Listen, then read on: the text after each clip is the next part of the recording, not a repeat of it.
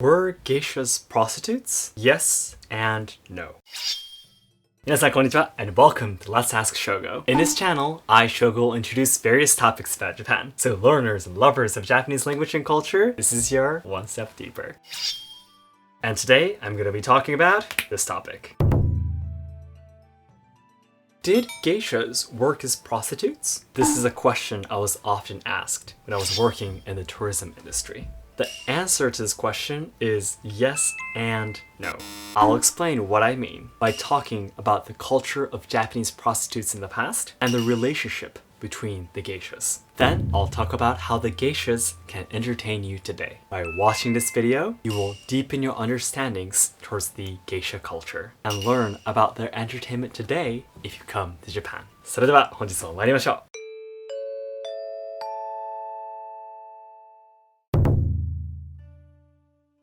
In order to answer today's main topic, I must first talk about the prostitute culture in Japan. The Japanese prostitutes were called ryujo, and from the Civil War era to the Edo period, they were officially gathered together in a district called ryukaku. The government tried to keep the ryujos in one place in order to maintain control and for security benefits. It is said that the first ryukaku was created in either Osaka in 1584 or in Kyoto in 1589.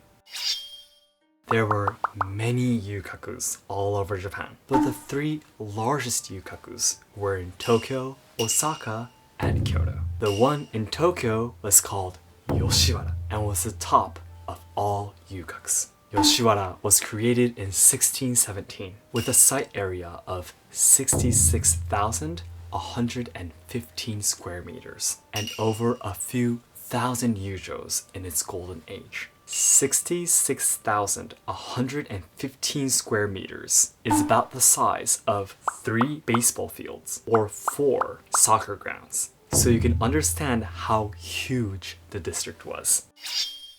To be entertained by these ryujos in yukaku, it actually took a lot of time and money. The first time you meet the ryujo, you will not be able to speak with her, and she won't even eat the meal that's served. You're basically not allowed to lay a single finger on her. The second time you meet her, you'll be able to sit about 15 centimeters closer, and she will finally talk and eat the meal together with you. But still, you are not allowed to touch her. The third time you visit her, you finally become a familiar guest. This is when you can finally be entertained.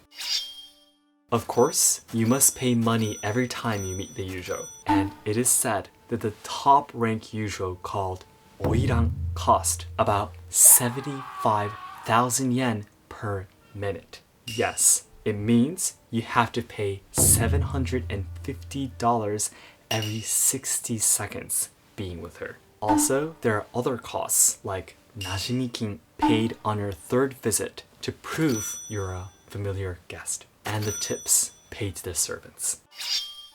In most cases, the ryujos were in a superior position than the guests. The high-rank ryujos, like oiran, even had the right to reject the guest they didn't like, even if that man paid money. The ryujos had so much power because of their ability to earn large amount of money and the backup from the government.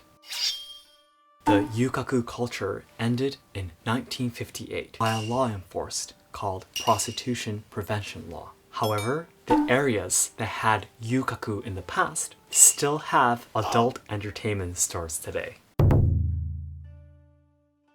Next, I'll explain how the geishas come into this story. The geishas served as foils to the ryujos. They would play instruments, dance, and sing to liven up the atmosphere. The geishas were in a lower rank than the ryujos, so they were not allowed to have sexual relationships with the guests. If they do, it meant that they invaded the ryujos' territory, and they will be severely punished. That's why the geishas always worked in pairs, so they will be able to monitor each other.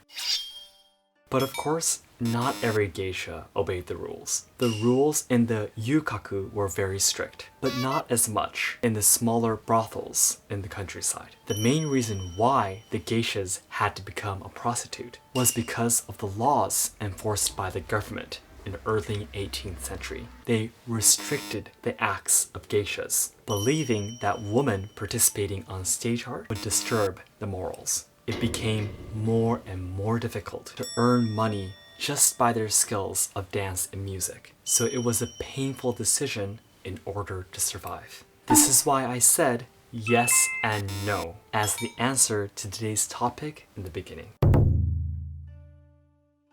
Today, there are no geishas who work as prostitutes. The geishas' jobs are to train during the day and at night liven up the dinner party in a tatami room called ozashiki. They will dance, sing, play instruments, pour alcohol, and talk with you. They are professionals of entertainment, service, and hospitality. The geishas today also have a mission to preserve Japanese culture to the future generations. So many of them also work as lecturers, teaching how to wear kimonos, courtesy training, and so on. Some even study English to take part in overseas events as sightseeing ambassadors. And lastly, today's conclusion. Were geishas prostitutes? The answer is yes and no. The Japanese prostitutes were called yujo, and they were gathered together in a district called yukaku. The biggest and most famous yukaku was in Tokyo called Yoshiwara. In its golden age, it was about the size of 3 baseball fields, or 4 soccer grounds, and over a few thousand yujos were working there. Because they had the ability to earn large amount of money and had backup from the government, the social status of the yujos were very high. The geishas were in a lower rank than them, and their jobs were to dance, sing, and play instruments to enlighten the atmosphere for the yujos and guests. It was against the rules for the geishas to have sexual relationships with the guests because it meant they are invading the yujos' property. But this rule only applied in the major yukakus. The countryside brothels had geisha prostitutes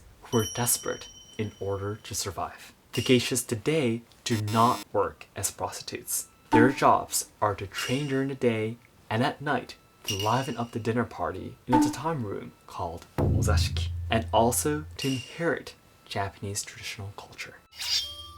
So that's it for today. Thank you very much for watching. If this video helped you to deepen your understanding towards geisha culture, please hit the like button and share it with your friends and family. And my goal is to achieve 10,000 subscribers by July 2021, so I need your help. Thanks again, and I'll see you in my next video. どうもありがとうございました。